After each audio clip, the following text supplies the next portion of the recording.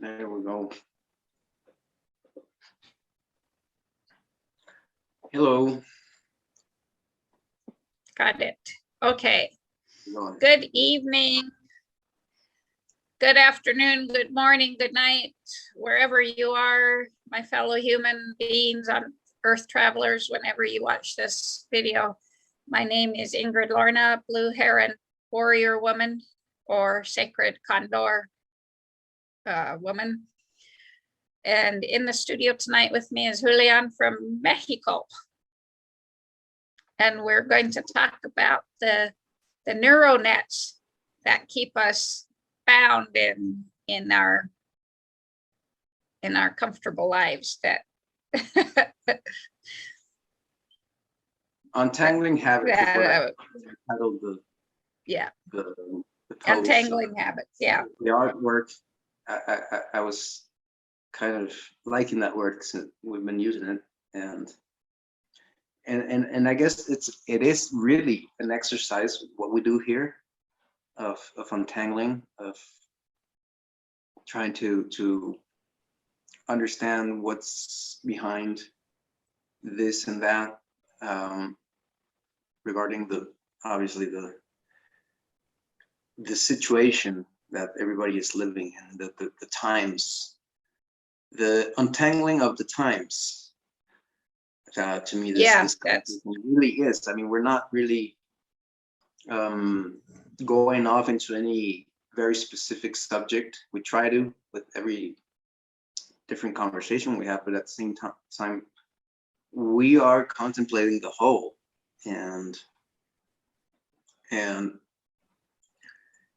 so one of the things that I guess we've uncovered is how habits, and this is one of the things that I agree with you, that I agree with Blue Heron Woman all the time, is how, and that you would agree with if you were any type of, for example, Toltec practitioner, is how to untangle from your habits, your own personality, your own fixed set of beliefs that create the illusion that you're living, and how you can I don't want to say, I think we can't get rid of all of the illusion, but we can really comprehend what is an illusion, and what is being created, and what is happening really in planet Earth, with where everything is involved, absolutely everything, all the governments, all the institutions, all the media, everything is involved with this happening of the times. Absolutely, it is this deceit. And if you allow me to continue, I think that we are all entangled in this situation, and one of the big areas that keeps us in this situation, one of the big reasons we are in this situation, is because of how we are the ones financing the problem, literally, by paying with our time, our attention, to the system, to the money system, to keeping a job-based thinking, and we're betting on the wrong side. I believe we're betting on people are betting on a niche, a place, a number inside of the system where they will get controlled, and at the same time maintained by the system. The system will continue providing for them ever less, ever more, ever less natural, ever less happy, ever less wholesome, but they will be alive. And the other bet is getting out, which is our bet, and which is such a hard bet to make. And we're at this time where we're forced to do this, and the habits are really what it comes down to, I think, for people when they think, right? What is what we're saying is defining for people. So it means that they must challenge their habits to kind of agree with us, or even more, get together with us in this quest.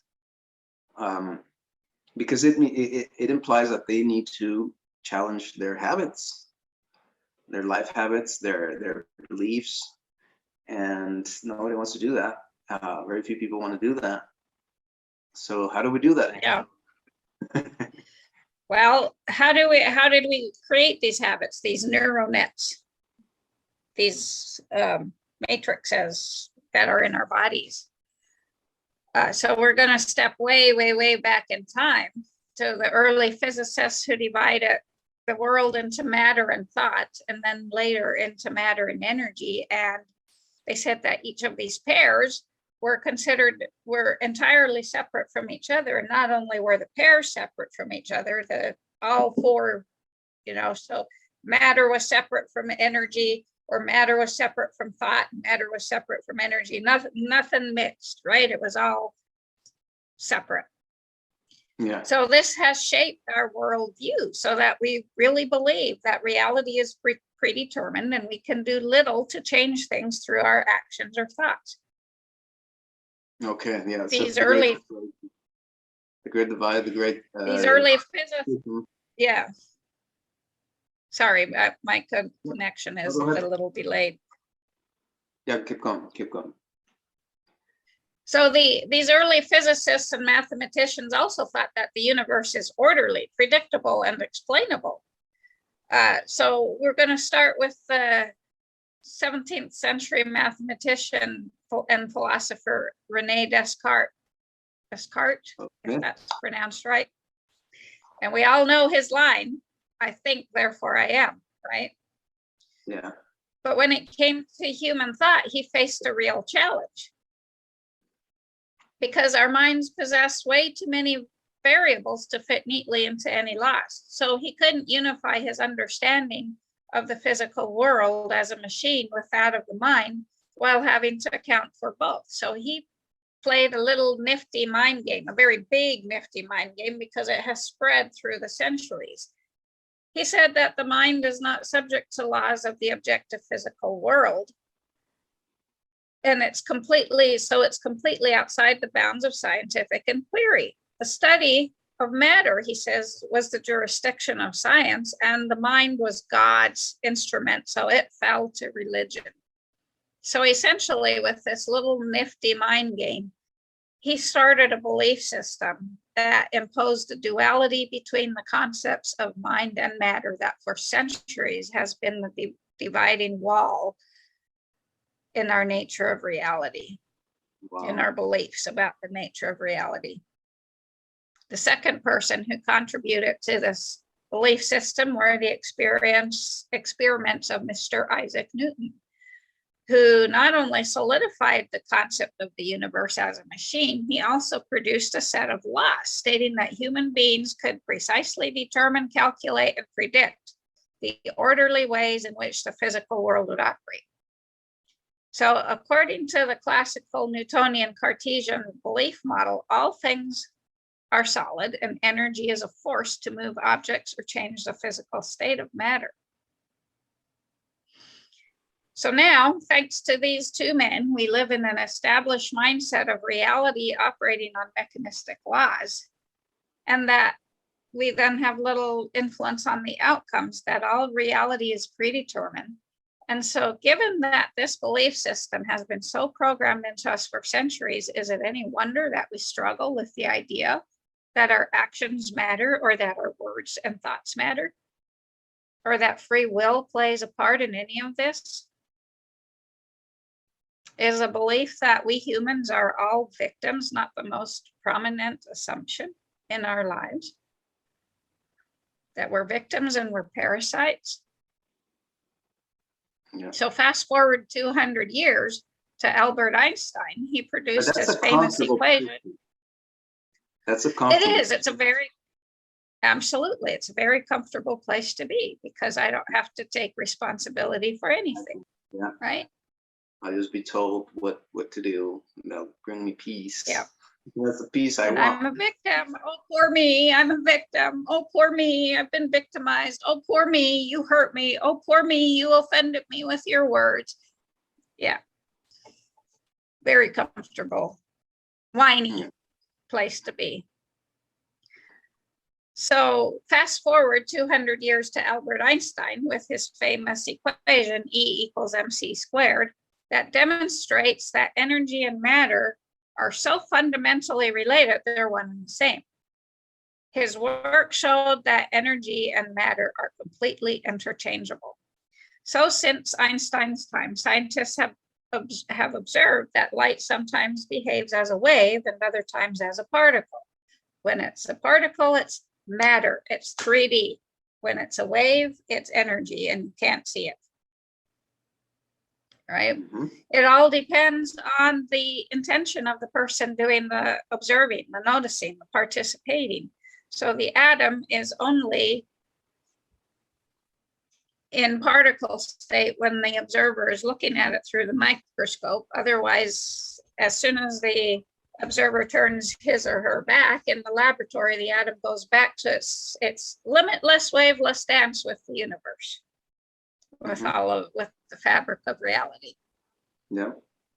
So the most fundamental components of our so-called physical world are both waves, energy, and particles, physical matter.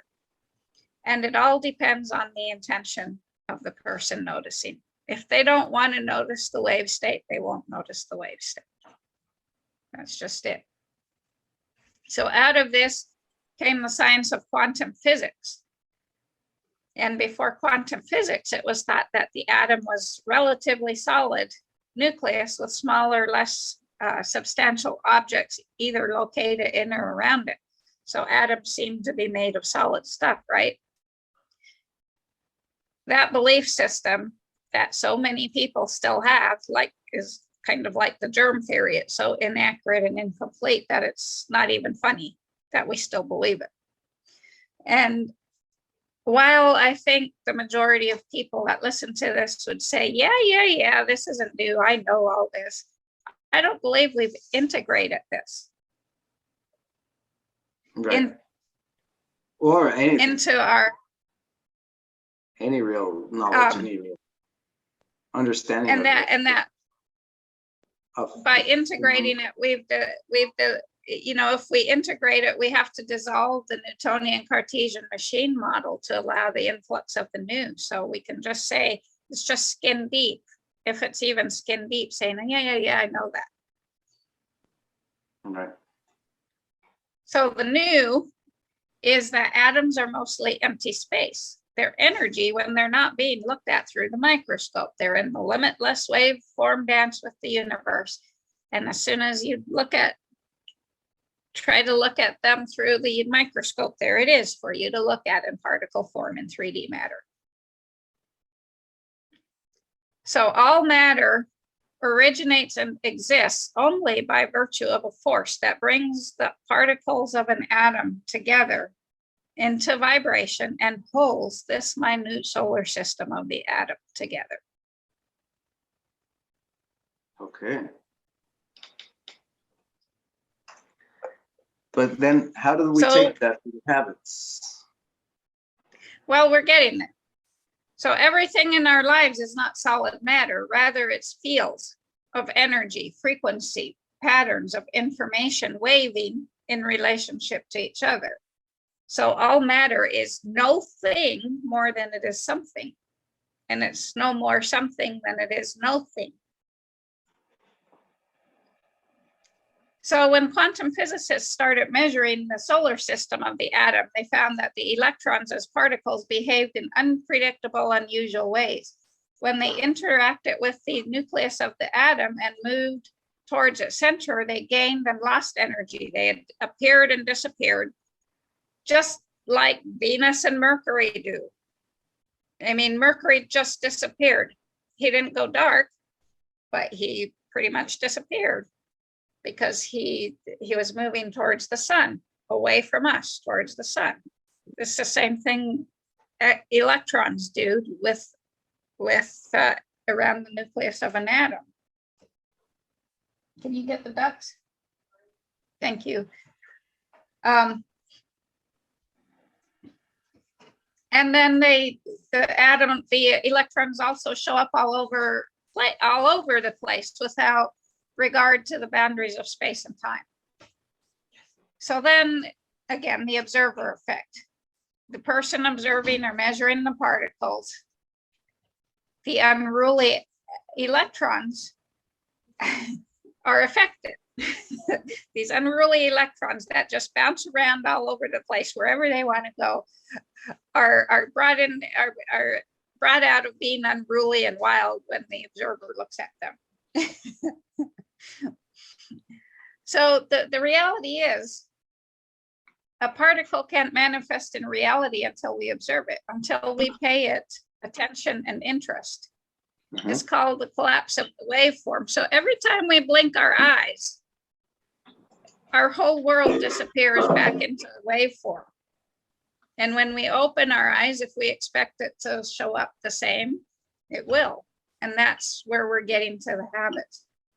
So this energy, these energy waveforms, the fields, respond to our minds, our consciousness, and become matter. Like clay, the energy of infinite possibilities is shaped by the consciousness of our minds, by our three currencies of time, attention, and interest. So if we consider that our thoughts are an electrical charge and our feelings are a magnetic charge, the thoughts that we think send an electrical signal out into the field, and our feelings generate they generate a magnetic field that draw things to us. So how we think and how we feel produces a state of being that generates an electromagnetic signature that influences every atom of our world. Wow. So this is how we're getting to habits. So what do we broadcast on a daily basis? Yeah, if our thoughts send out the signal, if our thoughts send out the signal, I'm suffering, I'm depressed, then what will our emotions draw into our lives? Depression and suffering, right? Right. So when we insist on thinking and feeling equal to the circumstances of our lives, we will reaffirm that reality and experience it. Right, and it sounds simple, but yet there's, I would say there's the information that depends on your sources of information. Well, are you eating on the negative or on the positive, and positive? I mean, there's false positive. There's something that like good messages, but behind them there's a scheme that goes on that goes with the broader bad agenda or it's negative. About manipulation. It's about the intent behind it, right?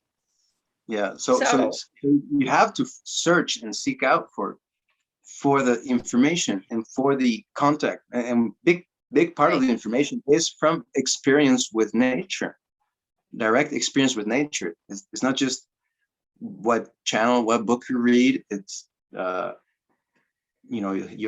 you thinking from your experience and observation of the universe, or are you just taking in what you're told by whatever information you're getting? Well, so all the information we have been exposed to throughout our lives in the form of experiences, repetitive practices, are stored in the field, the waveform field of atoms of energy of consciousness. And they're also stored in our bodies, in the synaptic connections of the neurons, in the organs, in our muscle tissue, in our fascia. So all of our personal experiences with people and things at specific times and places are literally reflected in our nerve network system, and not just our nerve network system. They're reflected in our fascial system. That's a second matrix, a second neural network. They are related also in a chemical system So there's at least 3 there, and we're going to talk a little bit about 2 of them. Oh, wow. Okay. You're like pulling books out of the library of God knows where. Because Yeah. nobody gets this information. Nobody. So the memories of people, things, places, and times are our external environment, right? And for the most part, our bodies are equal to our environment, a record of our personal past, a reflection of the life we've lived. So during our waking hours, as we repetitively and routinely interact with the stimuli in our world, our external environment activates the neurons that have fired together and gotten wired together. So, and soldering the wiring together more and more so that we are thinking and reacting equal to our environment. Every day, as we see the same people do the same things, go to the same places, and look at the same objects, our familiar memories related to our known world remind us. And this is not R-E-M-I-N-D, this is remind us. So every day we're reshaping our minds to reproduce the same experiences. Wow. Yeah. And all of the sensory input. Same song every day. We'll be singing the same. Yes. Yep. Yep. All of the sensory input that our brains process from the external world turns our wired together circuits on to think equal to everything familiar in our reality. So like when I wake up at night hearing the dog's nails clicking on the floor, I know that one of them's walking to the door to be let out because that's my environment. If I think I have back pain from the mattress I sleep on, I will wake up with back pain. And then I look at the mattress when I go back to bed that night. So I wake up in the morning with the same back pain. Because this has gotten wired into, I'm remembering myself in this specific dimension, time, and space. So most of us remain plugged into our past selves by following a highly routine, unconscious set of automatic behaviors. We probably wake up on the same side of bed. I know I have for the last 7 years, and since I was doing this, I was contemplating changing sides of the bed, and that's a little unnerving for me because I stumble out of the bed half of 3/4 asleep to let the dogs out or let them in. Well, that's not very restful. So, but yeah, we probably wake up on the same side of the bed, slip on into our robe the same way, look in the mirror, go to the toilet, put on a cup of coffee, and shower, all without paying attention or interest because it is so automatic. Our body just takes over and guides the show. All these neurons that have fired together have gotten wired together. Yeah, that's very useful. Then we for grew music, our, when you want to play an instrument, you just you don't have to be a genius. You just have to keep practicing until it's just you've done it so many times over and over. You can be totally oozing away or dazing off, and you'll play the song right if you've done it enough times. If you wired it together. Right, but then you're only playing what somebody else wrote. You're not adding your own personality to it. You're not feeling the music. You're not, right? You're just playing it by rote as a robot. Well, and I put it as an example of, well, I would say, and I mean, I'm going with you on the main subject, but I want to say that at the same time, it's this wiring. It accomplishes mission. I mean, there's a good side of it. There's it is how we learn. It's how we learn. It's how we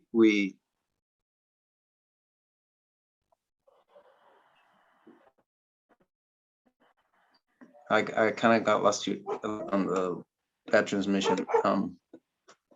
Well, it's really bad. Yeah. Okay. But keep going. Yeah, I just wanted to point that out. With like a comment. Yeah, but then absolutely. But then, repetition is how we learn. there's a motor. Let's point out that limits our learning to motor learning. Yeah, we need human learning, and we need really go something. I mean, we need to think. Why aren't people thinking? They just live without thinking. Right.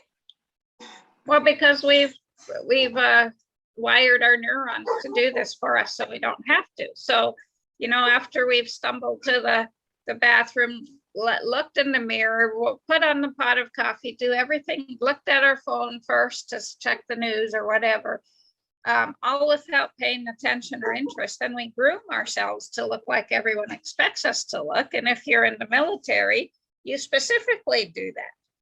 Like I, as a female in the military, couldn't have my hair below my collar, so it had to go up in a bun or a ponytail, and you put on the same uniform, so you look like everyone else. Yeah. The UPS driver, police, Yeah. a cop, a nurse. I We tried drink to our call coffee today out of to a delivery service. I called today to a delivery service, and now it's all machine. Please speak out to the machine your number, your guide number. And I'm like, uh-oh. And the way people talk to you, it's ever more machined, and you are totally expected to function. And I remember that from the US. That was a big shock back then, 20 years ago. How efficient really the governmental machine was or is in the United States. How everybody was really more systematically thinking, more a better piece of the machinery. I mean, people really believed their jobs. So keep going. So we're even more now. I mean, that was 20 years ago. So where are we now? We are. Wow. More and more and more. Yeah. We drink our coffee out of our favorite mug, eat our usual breakfast cereal, automatically drive along our accustomed route to the same old job, see the same people who push of the cell phones and the I mean, we were machine-like before we had the smartphones. Now imagine with the smartphones. It's thinking is now censored. So we live the same day over and over and over again every day for 70 years instead of living for 70 years. So how do our neurons that fire together get wired together? Well, they're very social cells looking for a hookup. They're looking for another neuron with like chemistry to establish a neural network. They want to find other neurons that have the same chemical experience. And the more often they find that same neuron having the same chemical experience, they get wired together and create a circuit. That is our routine repetitive behavior. Well, none of us thinks in a vacuum. So every time we have a thought that surfaces into consciousness, and by the way, we have 60 to 80,000 thoughts a day that don't surface into consciousness, our body makes a chemical to go with the thought, because our neurons want to have the same chemical experience. So now we're getting into the chemical neural net. Mm-hmm. Every cell in our body, including neurons, have receptors. These receptor molecules respond to energy and chemical cues by vibrating. They wiggle and they shimmy and they hum as they bend and change from one shape to another. They float on the surface of the cell and are scanners that are waiting to pick up messages carried by other vibrating, shimmying little creatures. The chemical key to fit into their keyhole and bind. Sex at a molecular level happening 100 million times in your body every second, every day. Mm-hmm. So the receptor receives the message from the messenger or ligand and transmits it deep into the cell's interior. And this message can change the whole state of the cell dramatically. So we can think if the cell is the engine that drives all of life, then the receptors are like the buttons on the control panel of the engine. If you think of, my best example is the school bus I used to drive in Washington. The cell is the engine. The receptors are all those push buttons that I had to, to open the door and right. And a specific peptide or neurotransmitter or steroid is the finger that pushes the button to get things started. So this ligand receptor system represents another neural net that operates on a much longer time scale and over much greater distances, because you think for neurons to get wired together, they have to be pretty close together. They have to be right there. So they have to be like right there, right? But if the chemicals flowing through our blood system, it can be made in, take for instance, our sex hormones are made in the adrenals and they go throughout the whole body. So that's quite a distance as opposed to these nerves that are like right here, that bind together right here and only right here.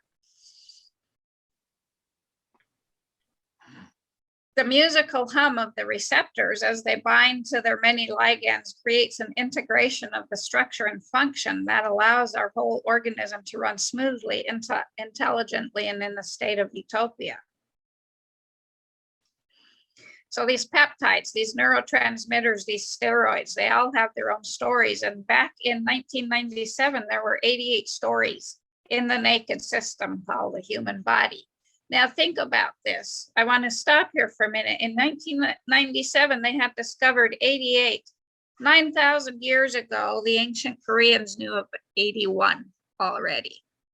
They just didn't specify them as neurotransmitters or peptides. So we think we've come so far in 300 years with science, but we improved by only 8 in 9,000 years or 7. And we'll talk more about peptides in these stories.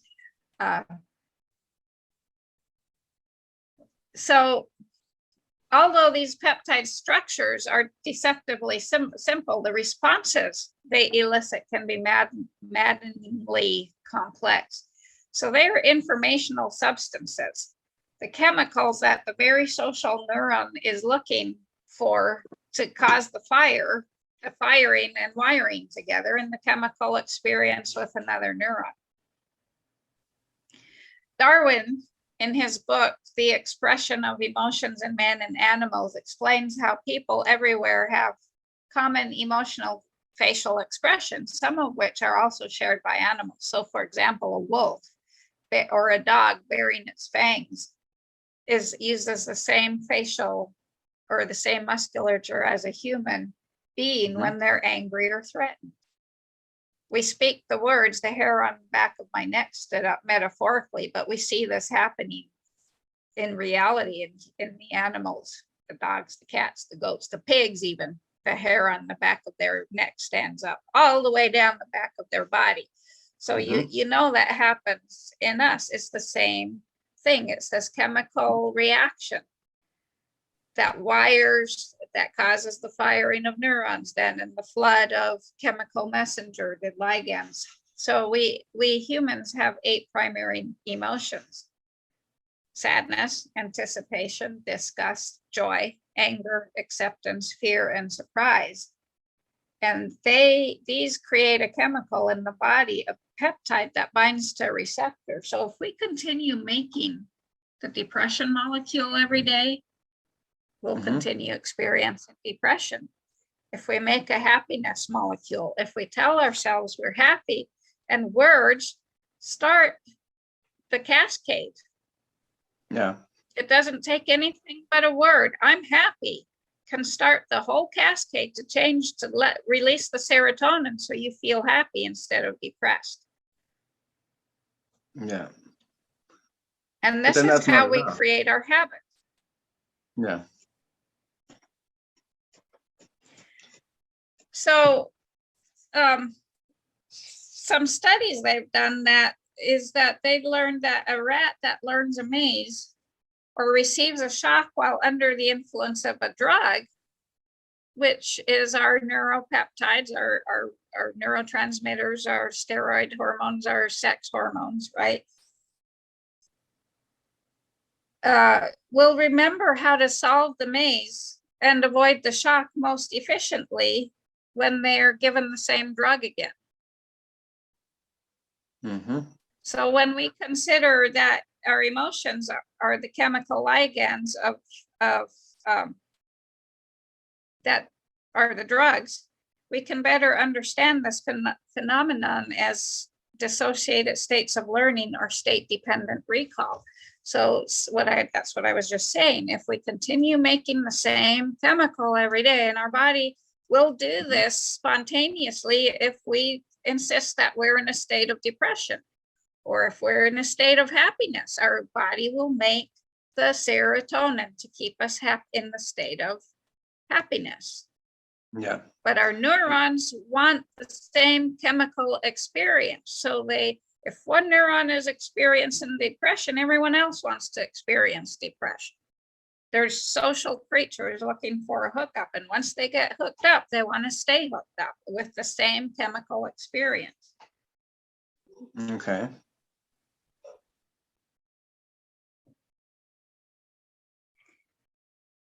So, so we can recall things better when we've been in an upbeat mood. But this is how we create our neural nets that control us every day without even having to think about it, because our body just gets used to making the same chemical over and over, and the neurons that fire together get wired together, and so it just drives the show. And we think we're making the choices, but we're not, because we're just unconsciously letting ourselves float along through life. We're not even shimmying and dancing like our receptors are. We're just floating. Yeah. And that means that if that this is relevant to I would like to point out that there are those habits that are, everybody thinks that they're bad, everybody thinks they're I don't know, which don't have to be, in my opinion, unless you do them too much, like drinking or sex or whatever. They become bad if you abuse those habits. But they're part of life, and so the habits that really matter are the ones that avoid you from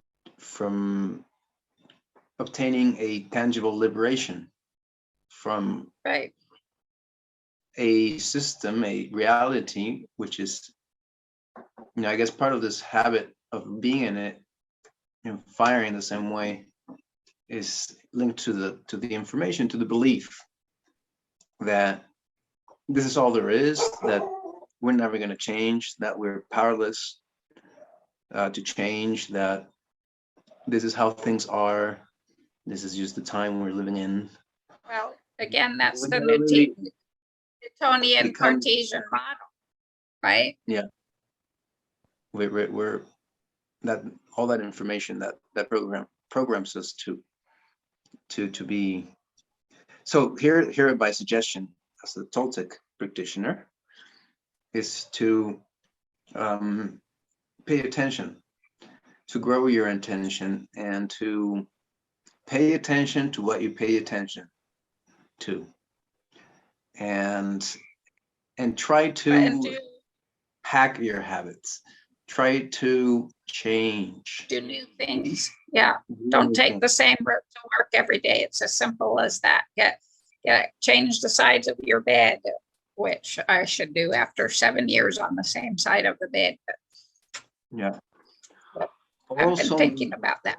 And practices and exercises that take, it's a lifetime. I just wrote a post in Spanish where I compared to the mountain and to the flatland. So all of our lives we are just going around in a flat area. Everything's so easy, and it just so happens that getting out of our suffering and of our bondage, obviously you can live the illusion of that bondage not being there, then all we do is just go around in that flatland, and we never want to climb the mountain. Climb the mountain is what you call doing the work, right? You got to do the work, and obviously nobody wants to do the work. Nobody wants to even start questioning their own patterns of thinking, their own most deep-rooted beliefs, and even personality, things we associate with our personality. So there's this big ego that we missed. The way I put it, because some people fall on the illusion that you can avoid ego, or that you've overcome your ego. The way I put it is, why don't you have a smarter ego?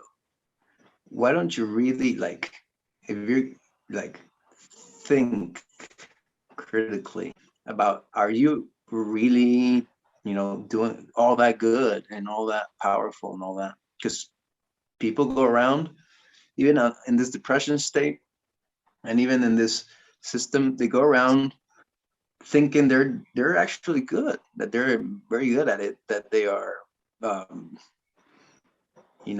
smart, and they, every day that passes, what I discovered intelligence is being smart is the most willing I am to realize I'm not being smart, that I'm doing things wrong, which then makes me look for what is then right, what is the right thing to think, what is the right thing to do.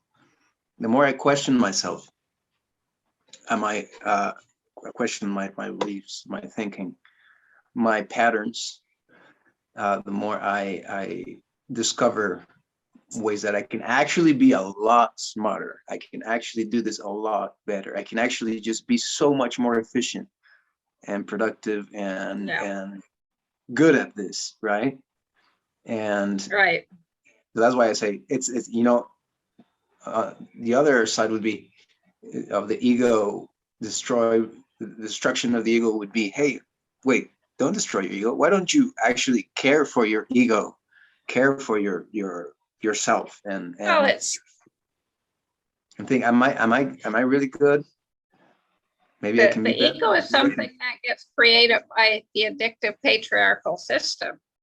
And that ego says, I'm superior, I know everything, I don't need. And when you actually humble yourself and realize that, and allow yourself to say, everything I know that I've been taught, even though I have a PhD, and I've been seeing this lately, how it's always the credentials that come up. Like the other day, a friend asked if he could bring his cattle over, and the person that was with him said, I have a BS in equine management. And I'm like, thanks for telling me your credentials. But those are the oaths. I mean, those are definitely it's more than a pattern, it's more than a habit, it's more than the ego. To me, that's already kind of like a relationship you do have with entities, with dark. I mean, and I want to bring it down to this, and I'm so not welcome to think this way,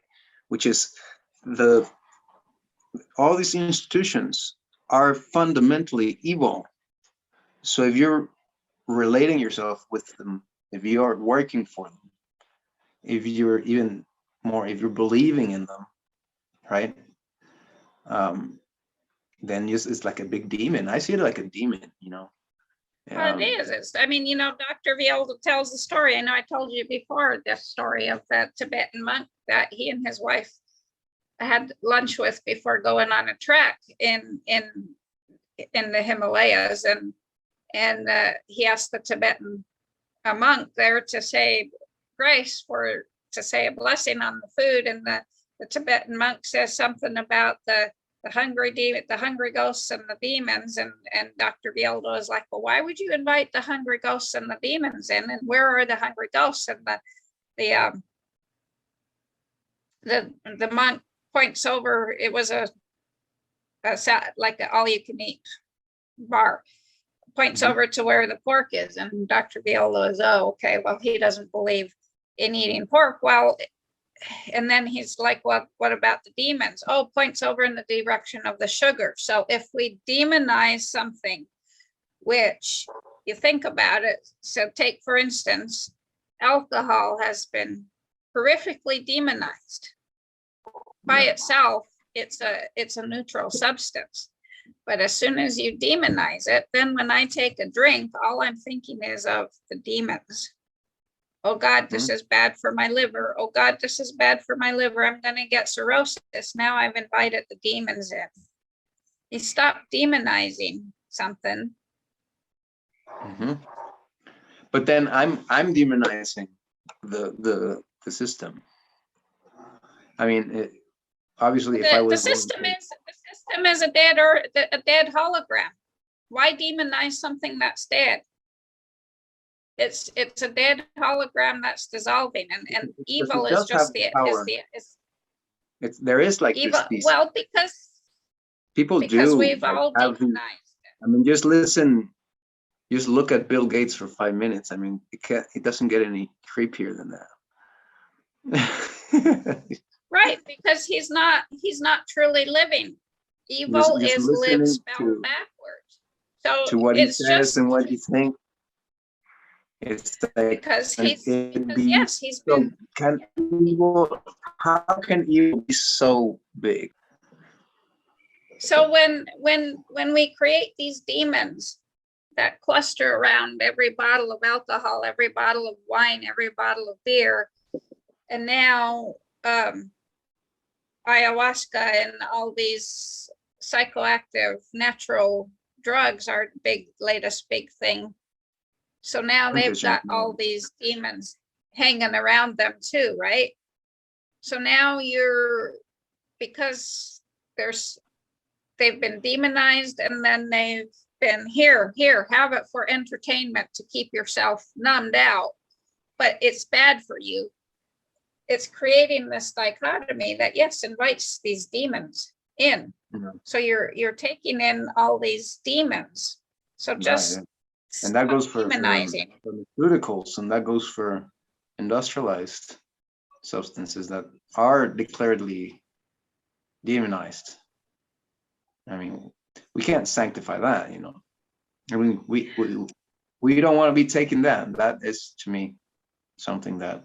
Well, no, there's a difference between alcohol that's a substance, or ayahuasca that's a natural substance, and a chemical made by a company deliberately toxic. Yeah, that's what I'm saying. Those right? are the ones that those aren't demonized. Those are deliberately toxic. The system doesn't demonize, but then I demonize. You know, but I really it's kind that's of hard. the devil right there. I mean, a pharmaceutical thing like the antidepressant. Oh my God, there you go. That's the devil. It's just clearly it's an inert substance, but it's toxic. Right. It's just a toxic substance, period. Yeah. It's what it's made of. The chemicals is toxic, period.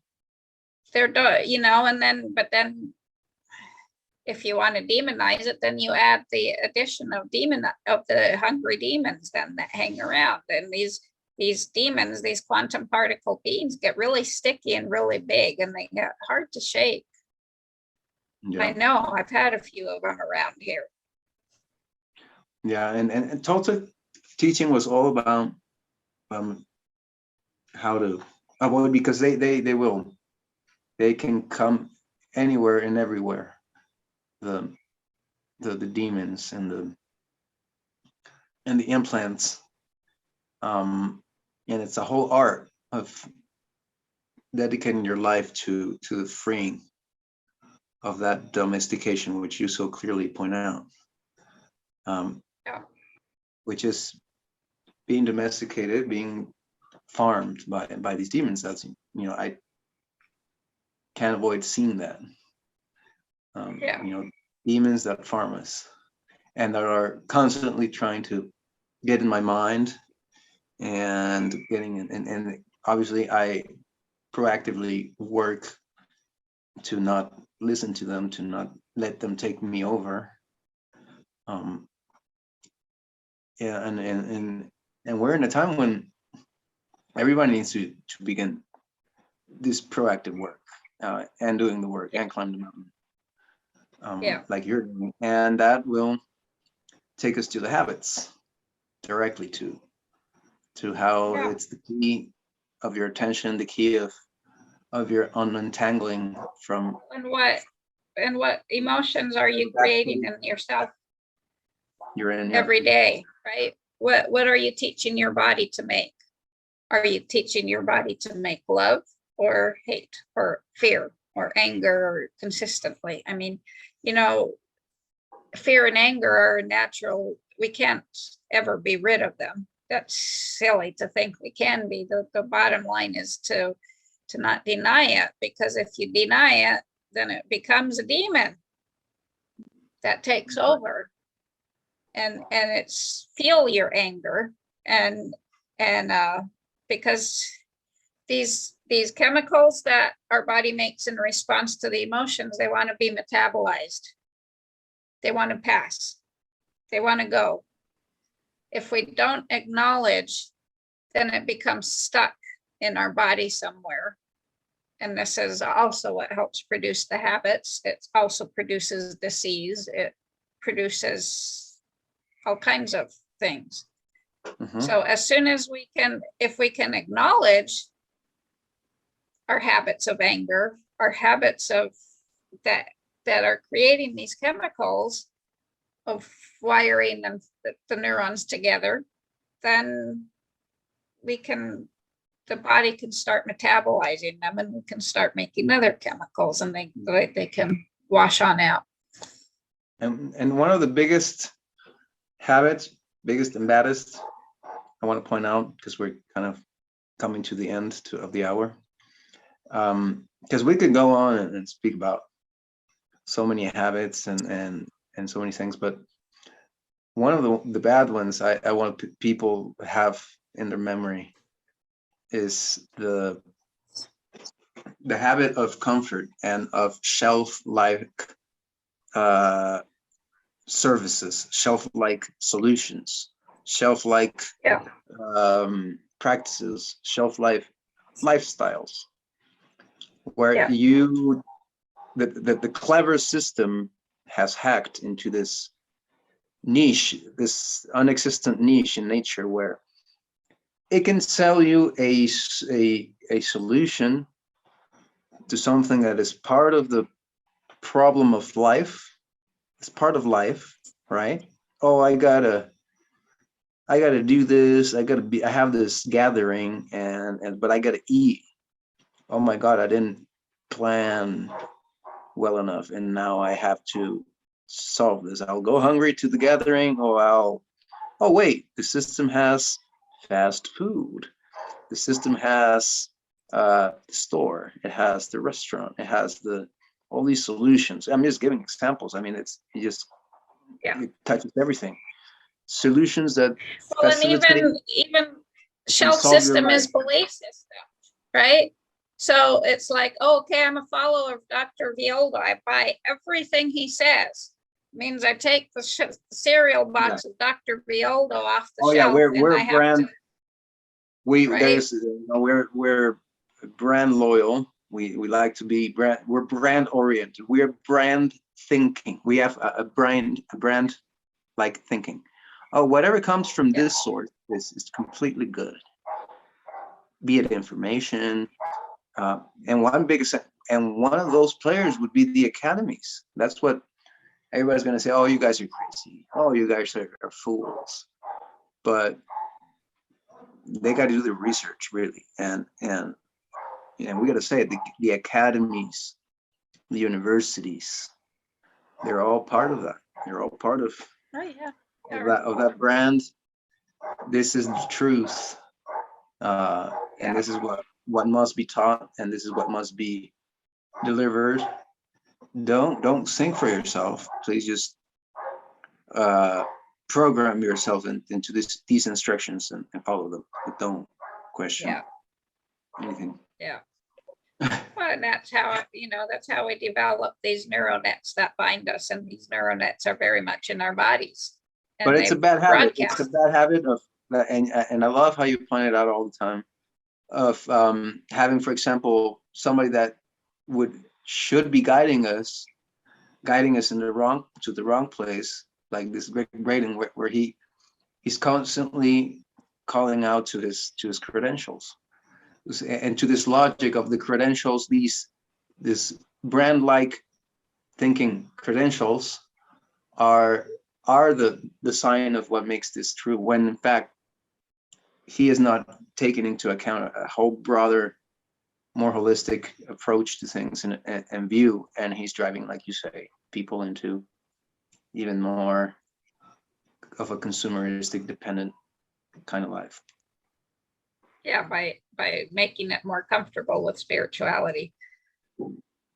It becomes it works against liberation. Yeah.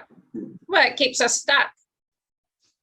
Well, and we've talked about this before. It's like patting yourself to make it more comfortable, bending the bars out a little bit, putting a little bit of a window in.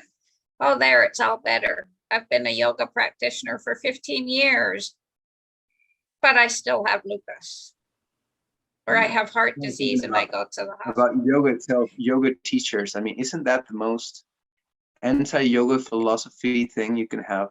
Is an actual yoga teacher? I mean, because I understand yoga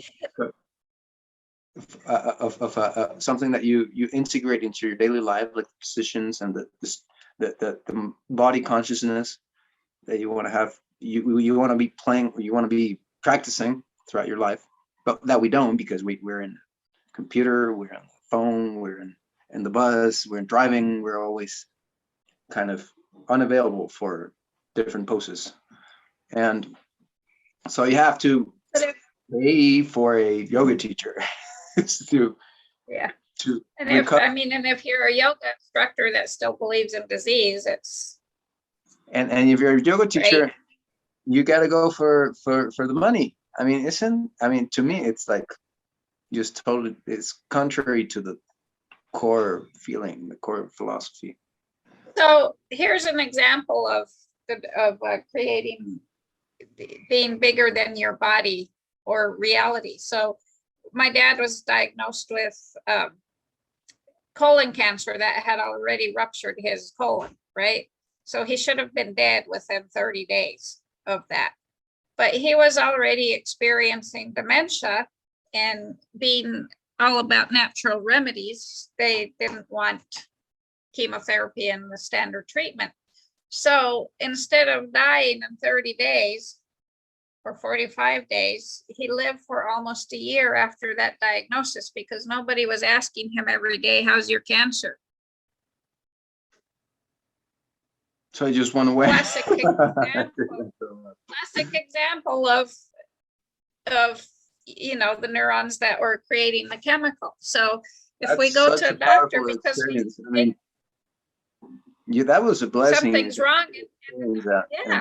That like in your eyes happening. So, people do this all the time. Go to a doctor, get a diagnosis of cancer. Oh my God, I have cancer. He says, what's my life expectancy? 6 weeks. How many people, 90% of people that of our fellow humans that get a diagnosis like that are dead in 6 weeks because their doctor told them they would be.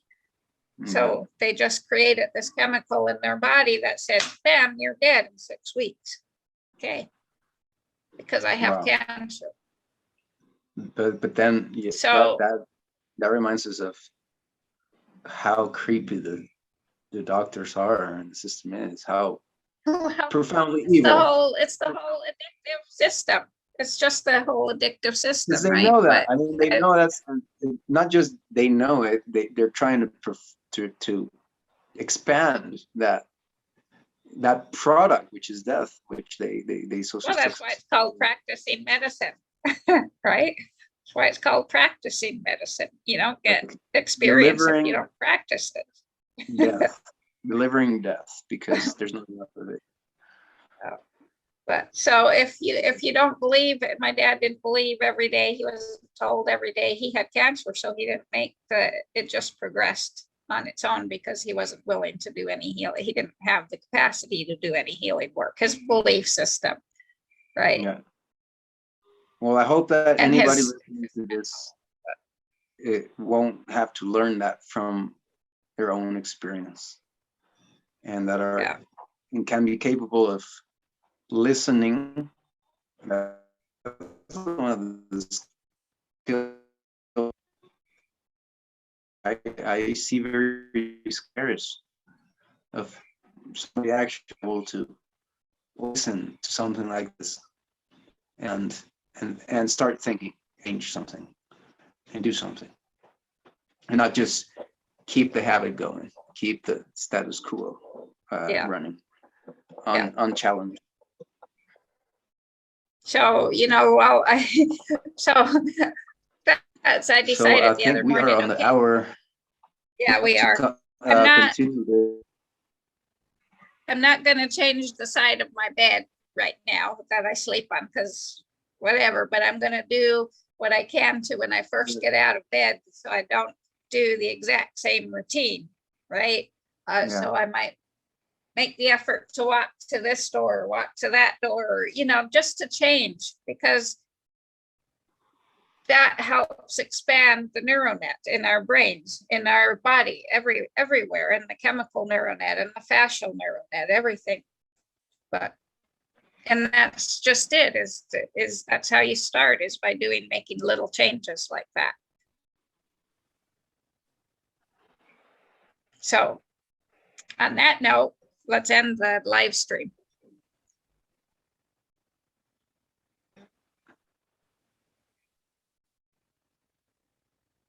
You froze there for a minute.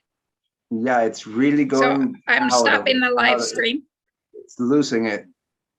But I kind of got the core message of what you said. Yeah.